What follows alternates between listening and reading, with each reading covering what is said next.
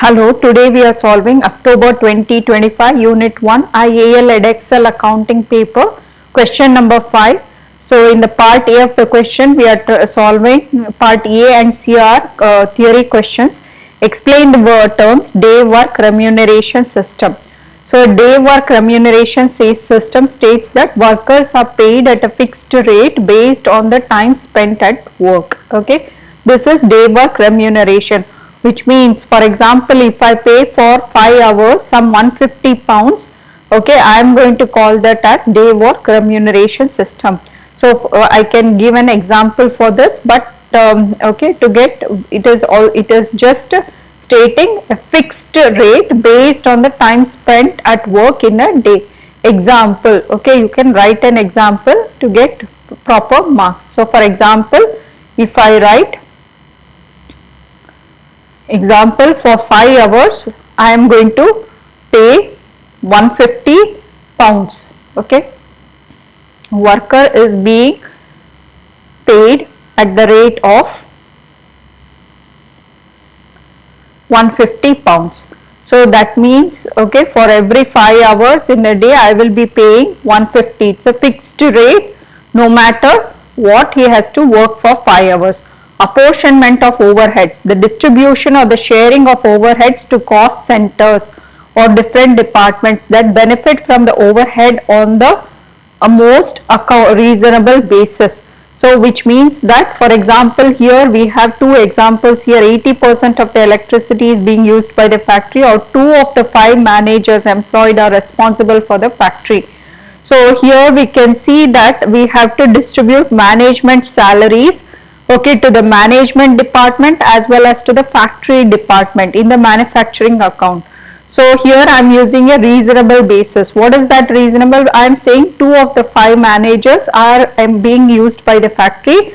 So I will not put the entire salary, management salary expense into the just the trading account. I will be putting it into the manufacturing account also. So in that case I will be distributing 2 out of 5, okay, 2 out of 5 portion from the entire management salaries. I will distribute it to the manufacturing account. So 2 out of 58,000 will be transferred to the management salaries account. Okay, so this is how I will talk about the distribution, apportionment of overhead means. Okay,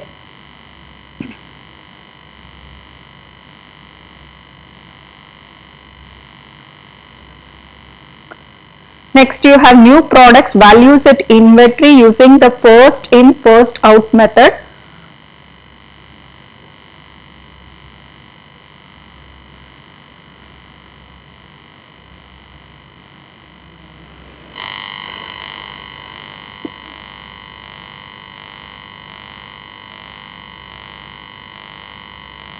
So the management salaries for the manufacturing department that will be transferred to the manufacturing account will be 2 out of 5 into 58,000. So I am using an equitable basis to distribute to this department of manufacturing. Okay, so if I were to distribute to the management department, I will be transferring 3 out of 5, okay, out of 58,000. You need not explain all of this, but you can take and give an example of 2 of the 5 managers employed or responsible for the factory use the distributing the salaries. So this is how you will explain the apportionment of overheads. So but 2 terms are important: reasonable basis and you are distributing the cost to different departments. The next question is part C of the 5th question. New products values its inventory using the FIFO method, first in first out method. Prices are rising and is considering changing to the last in first out method. Evaluate whether new product should change its inventory valuation to the last in first out method. So now let's evaluate this. So because it's a 6 market, I will just discuss points in favor of LIFO and points against LIFO and give a conclusion. If it was a 12 marker, you will argue even the advantages of FIFO and disadvantages of FIFO. Okay, because it's a 6 market, you will restrict to only the advantages of LIFO or points in favor of LIFO and points against LIFO. So what is the points in favor of LIFO? Solid or issued valued at current replacement cost. So the inventory is valued at the current replacement cost, and this is especially suitable if the prices are rising. Okay, means the last inventory that has been bought will be sold first, will be used for manufacturing. So this selling price will reflect the actual cost of inventory issued, right? The latest selling price, and I will be able to make more profit. But however, the remaining inventory will not be sold at is not valued at the replacement cost. The earlier inventory was bought at the lowest price, and I will not be using this. This means it can get undervalued. Probably I had bought for a very high value and I am not using it. So the closing inventory gets undervalued in the financial statements, and this will not be accepted by the tax authorities. So LIFO, okay, has disadvantages as well as the advantages. It is suitable when the prices are rising to be used, but it is not accepted by tax authorities because the closing inventory gets undervalued.